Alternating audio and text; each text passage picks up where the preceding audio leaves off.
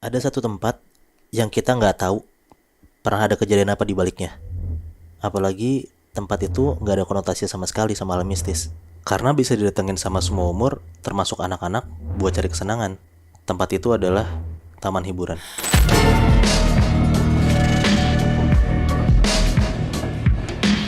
Dengarkan versi lengkapnya hanya di aplikasi Noise. Lo percaya nggak sih kalau sebuah kecelakaan di suatu taman hiburan kadang bukan sekedar kecelakaan, tapi ternyata ada campur tangan mistis di dalamnya. Nah, ceritanya sekitar 5 tahun yang lalu ada sebuah restoran di Malang yang dulu tuh laku banget. Sebutlah restoran Nusantara gitu ya. Ini udah pasti bukan nama asli. Ya, gue samarin aja biar gampang. Oke. Nah, restoran Nusantara ini lakunya pun karena pakai penglaris, Muy. Nat. Tapi tiba-tiba ada sebuah restoran yang baru dibangun dan ramainya tuh seramai restoran Nusantara ini. Sebutlah nama restoran yang baru tuh restoran keluarga gitu ya. Tapi yang punya restoran Nusantara tuh takut kalau makin lama kayak gini dibiarin, pelanggannya tuh pada kabur dan makin sedikit yang makan di restoran Nusantara. Ya udah tuh, singkat cerita, si pemilik restoran Nusantara ini pergi ke dukun yang biasa dia minta ilmu buat bikin restorannya rame. Gimana kalau dicelakain aja nih keluarga yang punya restoran keluarga. Besokan harinya benar aja, pas banget efek ilmu hitam ini kejadian sama keluarganya yang punya resto keluarga itu. Waktu mereka lagi jalan-jalan ke Jatim Park. Ya bisa dibilang mirip-mirip Ancol lah ya. Tapi yang pergi ke Jatim Park itu cuman ibu dan 2 orang anaknya. Bapaknya itu ngurusin restoran. Di Jatim Park itu si ibu sama anak yang kecil, yang cowok, itu main ke kebun binatang. Nah sedangkan anaknya yang gede ini pergi main air kayak berenang-berenang gitu. Udah tuh si ibu sama anaknya yang kecil ini lihat-lihat binatang segala macem, foto-foto sama anak harimau. Setelah itu mereka lihat-lihat lagi, sampailah ibu dan anaknya ini ngelihat binturong. Apa tuh? Binturong tuh kayak sejenis rakun musang gitu loh, Nat. Oh. Tapi pas si binturong ini dielus-elus kepalanya, si binturong ini tiba-tiba ngegigit jari anak kecil itu. Sampai jarinya tuh bolong nembus gitu.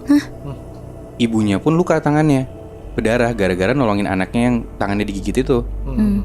Nah, di waktu yang hampir bersamaan di kolam bermain itu, si anak yang gede ini tiba-tiba kepleset masuk ke dalam air.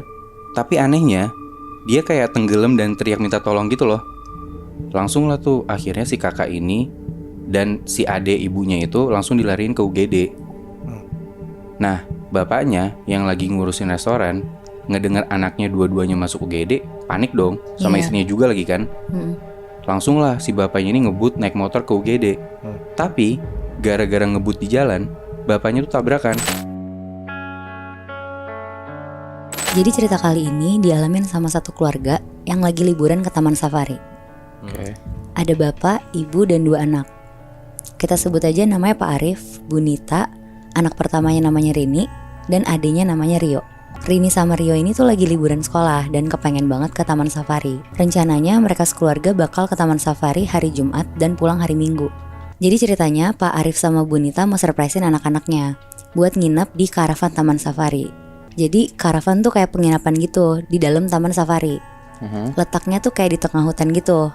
Terus kayak bener-bener ngerasain pengalaman tidur di karavan yang bentuknya mobil gitu. Mereka masuk ngelihat jerapah, kuda nil, dan macam-macam hewan yang masih bisa dikasih makan lewat jendela mobil mereka. Terus tiba-tiba mereka masuk ke kawasan yang danger gitu. Kawasan macan dan lainnya yang diharusin untuk nutup kaca mobil mereka. Terus pas masuk area macan putih, Rini bilang, kenapa macan putihnya ngeliatin Rini? Kenapa macan putihnya ngedekat ke mobil? Papa, mama, macannya marah ke Rini.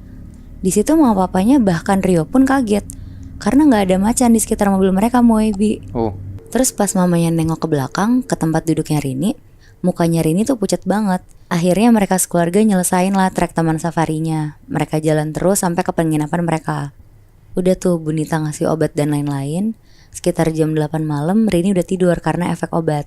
Bu Nita sama Pak Arif tuh lagi nonton TV di ruang tamu. Tapi tiba-tiba mereka dengar ada suara orang-orang dari mobil karavan sebelah teriak-teriak, ada macan lepas, hati-hati. Dengar suara itu mereka berdua kaget banget dong. Hal yang pertama dilakuin yang ngecek ke kamar anaknya. Pas dicek, anak-anaknya aman nih, masih pada tidur, bahkan udah pulas. Pak Arif bener-bener ngunci pintu sama mastiin jendela tuh ketutup rapet. Mereka panik banget sebenarnya, tapi mereka juga bisa apa kan selain nunggu matahari terbit. Pas mereka tidur, Pak Arif kali ini dengar ada suara burung. Tapi suara burungnya tuh yang gak mungkin mereka dengar di dataran tinggi gitu loh. Kadang suaranya ngedeket, kadang suaranya ngejauh. Pas suaranya lagi jauh-jauhnya, tiba-tiba ada suara ketokan tapi di kaca kamar mereka. Kayak tok tok tok tok tok, kenceng banget suaranya. Kali ini Bu Nita dengar, tapi pas mereka ngeliat gak ada siapa-siapa dan gak ada binatang apa-apa.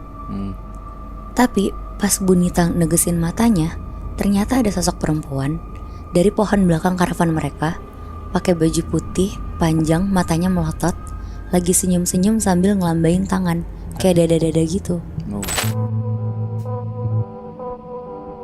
Ada sekumpulan anak-anak SMA gitu, satu geng, 3 cewek 1 cowok. Mereka janjian buat main ke salah satu theme park di Jakarta. Oke. Karena emang lagi liburan dan lagi ada promo, salah satu dari mereka tuh ngidein buat ke Dufan, Bi, Nat. Mereka jalan tuh berempat ke Dufan. Mereka berempat kita sebut aja namanya Nasya, Dita, Yani, dan Dion. Mereka berempat nyampe Dufan sekitar jam 12-an siang. Di situ si Dita tuh ngidein buat naik istana boneka dulu, Bi, Nat. Karena di sini Dita tuh sebenarnya takut banget naik wahana-wahana ekstrim. Nah, karena teman-teman itu bertiga mikir kasihan juga Dita kalau nggak naik apa-apa, jadi diain tuh. Jadi wahana pertama yang mereka naikin adalah istana boneka.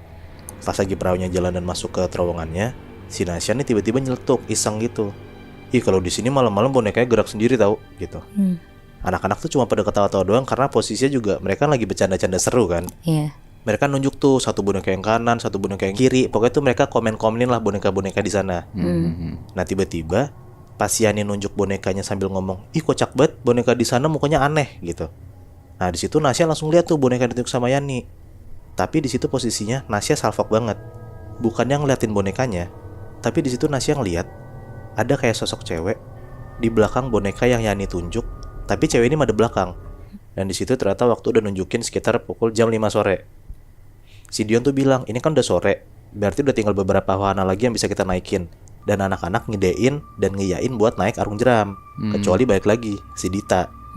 Dan dia juga bilang kalau misalnya dia takut naik arung jeram, karena katanya pernah ada anak kecil cewek pas naik arung jeram tuh meninggal. Kenapanya? Karena perahunya tuh kebalik, habis itu meninggal, Nat. Dan mayatnya pun katanya nggak ditemuin. Hilang. Anak-anak tuh ya kaget lah dengar kayak gitu, tapi tetap maksa buat ngajakin Dita main karena mereka tetap mau main, masa Dita doang nggak ikut gitu kan. Nah, si Nasya nih posisinya kayaknya rada sebel nih sama Dita. Nasya tuh langsung buru-buru naik kapalnya sambil ngomong, "Elah, lebay banget lo, yang mati juga udah nggak tahu kemana. Kalaupun ada juga dia lagi happy tau naik sama kita." Sembarangan. Bisa gitu. Iya. Nah, akhirnya mereka berempat tuh naik tuh arung jeram karena si Dita pun akhirnya terpaksa buat naik tuh arung jeramnya.